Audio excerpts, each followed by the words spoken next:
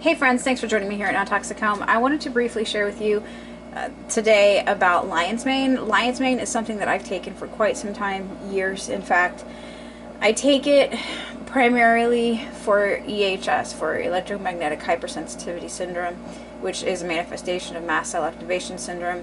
And basically I'm just a canary in the coal mine in this toxic world. My body recognizes toxins and tells me, hey, this is bad.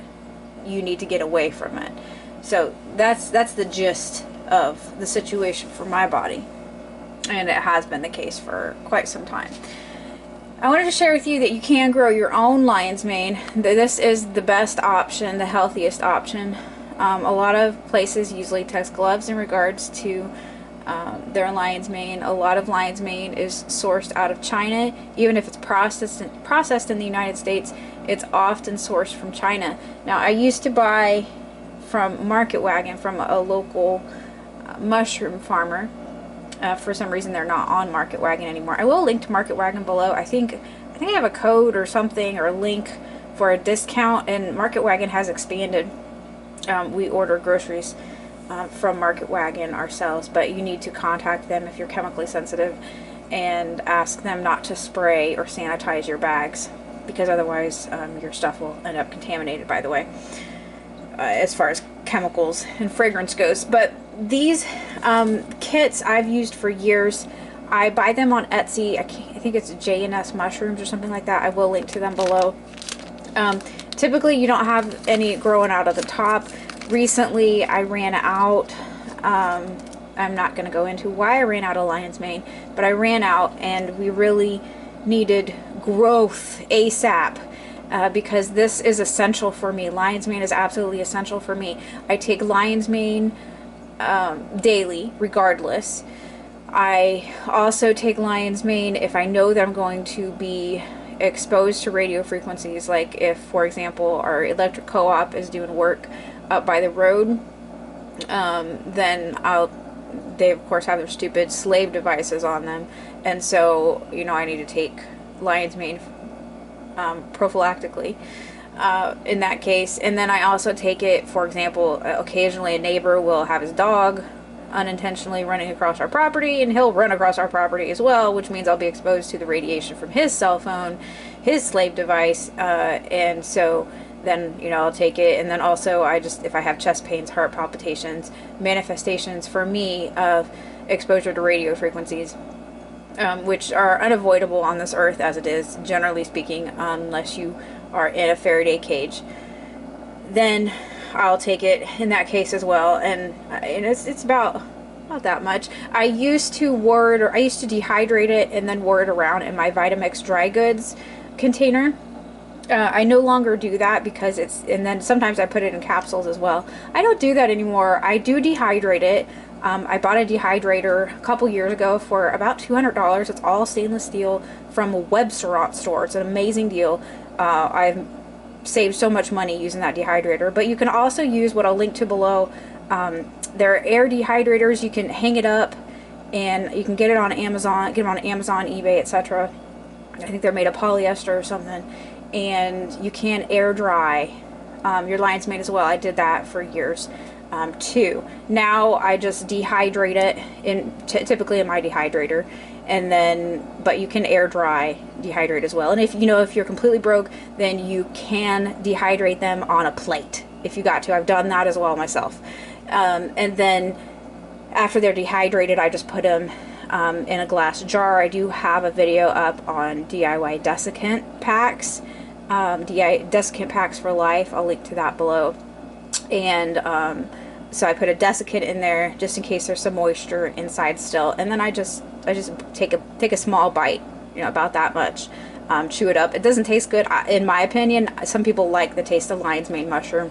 I'm not a fan of mushrooms, eating them myself, but these are very easy to grow. You put it on a plate, and you're gonna need to have a fine mist spray bottle. And so this one right here isn't growing yet. This one's much newer, so you spray it all over. I don't leave our property, so I do this probably 6 times a day. You can do it twice a day and it'll be fine. It's not going to grow as quickly. But you just want to mist it all over. Once it's starting to grow, and then like over here, then you mist the mushroom itself in addition. And you can typically get at least 2 flushes, sometimes 3 flushes. So we were impatient and cut off the top here this last time. But in the future, what I'm going to do is I'm going to do two flushes like this with the holes that are already cut in it, and then I'm going to come in and I'm going to cut off the top like we did here on here, and then I bet you I could get another flush or 2 from these. And so it's a very simple care. Very simple care. You don't want to have it in the sunshine.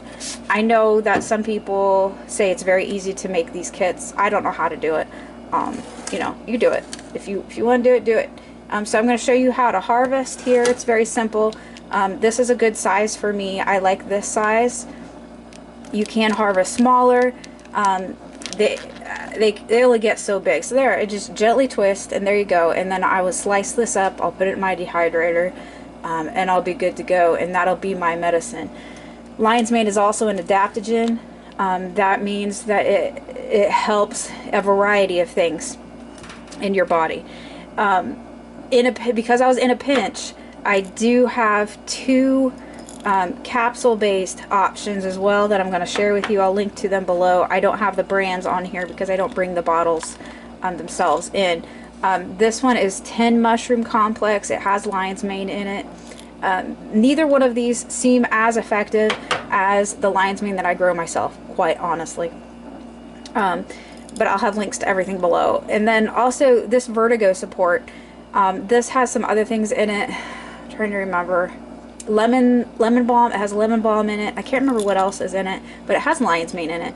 And this is very beneficial for me. We're doing some work where heights are a bit of an issue, and so you don't want to be dizzy when you're working on the top of a ladder or anything. And the radiation ebbs and flows outside from the stupid dirigibles. Or most people will call them satellites, and it can make me dizzy. It can make me lightheaded. And so this I am now specifically taking on days when I'm going to be on a ladder or heights or on a roof, etc. like that.